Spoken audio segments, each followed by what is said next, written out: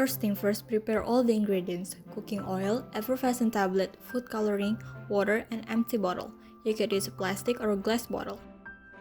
First step, pour the cooking oil into the bottle until it is 3/4 full.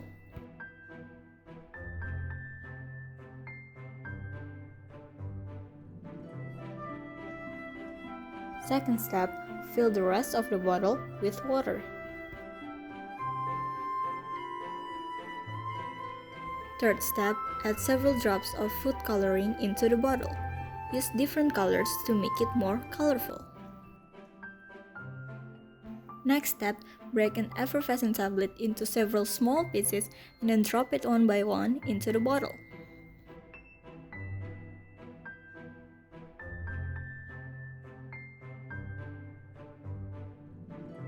There you have it, your own homemade lava lamp.